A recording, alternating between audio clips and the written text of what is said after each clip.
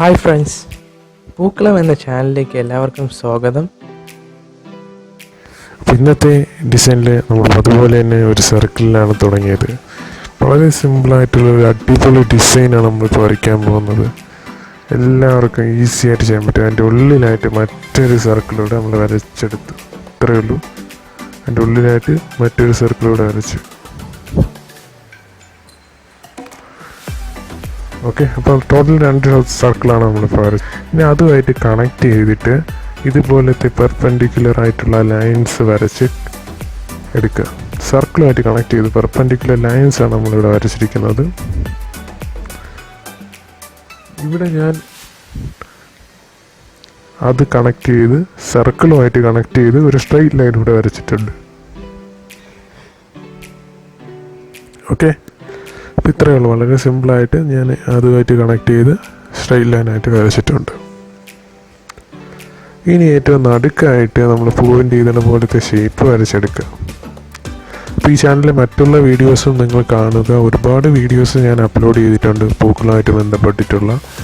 അതെല്ലാം നോക്കുക. നിങ്ങൾക്ക് ഇഷ്ടപ്പെട്ട പൂക്കളം ഡിസൈൻ അതിന് സെലക്ട് ചെയ്ത് വരയ്ക്കാവുന്നതാണ്. ഇനി നമ്മളത് കർവ് വെച്ച് കണക്ട് ചെയ്ത് വരച്ചെടുക്കുക. കർവ് വെച്ച് കണക്ട് ചെയ്ത് വരച്ച് ഇപ്പം ഏറ്റവും ഉള്ളിലായിട്ട് നോക്കിക്കഴിഞ്ഞാൽ ഒരു എന്താ പറയുക, മേഘത്തിൻ്റെ ഷേപ്പ് പോലെ ഉള്ളിനകത്തുണ്ട്. ഇനി ഉള്ളിൽ കണക്ട് ചെയ്ത് ആ ഫിഗർ തന്നിരിക്കും പോലത്തെ ആ ഡിസൈൻ ഉള്ളിൽ വരച്ചെടുക്കുക. 1 2 3 4 ഡിസൈനാണ് നമ്മൾ വരച്ചെടുത്തത്. ഇനി ഇപ്പുറത്തെ ഭാഗത്തും ബാക്കിയുള്ള ഭാഗത്തും ഈ ഡിസൈൻ വരച്ചെടുക്കേണ്ടതാണ്. ഓക്കെ, സിമ്പിളായിട്ട് നമ്മൾ അതും കംപ്ലീറ്റ് ചെയ്ത് കഴിഞ്ഞു. വളരെ സിമ്പിളായിട്ടുള്ളൊരു ഡിസൈൻ. അപ്പോൾ എല്ലാവരും ട്രൈ ചെയ്ത് തന്നെ നോക്കുക. ഇനി എന്തൊക്കെയാണ് ചെയ്യേണ്ടത് നമുക്ക് നോക്കാം. അപ്പോൾ നിങ്ങൾ പൂക്കളെ ഇടുന്ന ഇമേജസൊക്കെ നമുക്ക് ഫേസ്ബുക്ക് പേജ് വഴി ഷെയർ ചെയ്യാം, അല്ലെങ്കിൽ മെസ്സേജൊക്കെ ചെയ്യാവുന്നതാണ്. അതിൻ്റെ ലിങ്ക് ഡിസ്ക്രിപ്ഷനിലുണ്ട്. ഫേസ്ബുക്ക് പേജിൻ്റെ ലിങ്ക് ഡിസ്ക്രിപ്ഷനിലുണ്ട്. അപ്പോൾ ഇപ്പോൾ നമ്മൾ നടുക്കൊരു ചെറിയൊരു സർക്കിൾ ഇവിടെ വരച്ചിട്ടുണ്ട്. ഇത്രയാണ് നമ്മളിവിടെ ചെയ്തത്. ഇനി നമ്മൾ ഫിഗറിൽ കണ്ടിരിക്കുമ്പോഴത്തെ ആ കർവായിട്ടുള്ള ലൈൻസ് എവിടെയൊക്കെയാണ് വരയ്ക്കേണ്ടത്, ഇടവിട്ട് കർവായിട്ടുള്ള ലൈൻസ് വരച്ചിട്ടുണ്ട്. ഇതെന്തിനാണ് വരച്ചതെന്ന് നമുക്ക് പിന്നീട് മനസ്സിലാവുന്നതാണ്. കർവുകൾ വരച്ചെടുത്തിട്ടുണ്ട്. ഇനി അത് ഒരു പെർപെൻഡിക്കുലർ ലൈനായിട്ട് വരച്ചെടുത്തു. ആ കർവിൽ കൂടെ ഒരു പെർപെൻഡിക്കുലർ ലൈൻ വരച്ചെടുത്തു. ഓക്കെ, അതും കംപ്ലീറ്റായി. ഇനി ബാക്കി പോർഷൻസ് നമ്മൾ എന്തൊക്കെയാണ് ചെയ്യേണ്ടത് നമുക്ക് നോക്കാം.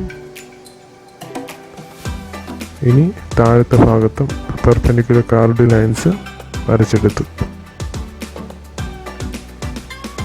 ഇത്രയാണ് നമ്മളിവിടെ വരച്ചിരിക്കുന്നത്. വളരെ സിമ്പിളായിട്ട് ഇത്രയും കാര്യങ്ങൾ നന്നായിട്ട് എളുപ്പത്തിൽ ചെയ്യാൻ പറ്റുന്നതാണ്. ഇനി ബാക്കി ഭാഗം കൂടെ കണക്ട് ചെയ്തെടുത്തു. അപ്പോൾ വളരെ സിമ്പിളായിട്ടുള്ള ഒരു അടിപൊളി സിമെട്രിക്കലായിട്ടുള്ള പൂക്കളാണ്. പൂക്കളം ചെയ്ത് കഴിയുമ്പോൾ നല്ല ഭംഗിയായിരിക്കും. എല്ലാവരും ട്രൈ ചെയ്ത് നോക്കുക. വളരെ സിമ്പിളായിട്ടുള്ളൊരു പൂക്കളാണ്.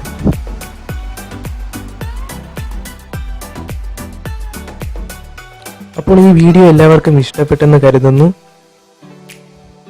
ഇനിയും ഒരുപാട് നല്ല നല്ല ഡിസൈനുകൾ ലഭിക്കാനായി ഈ ചാനൽ സബ്സ്ക്രൈബ് ചെയ്യുക.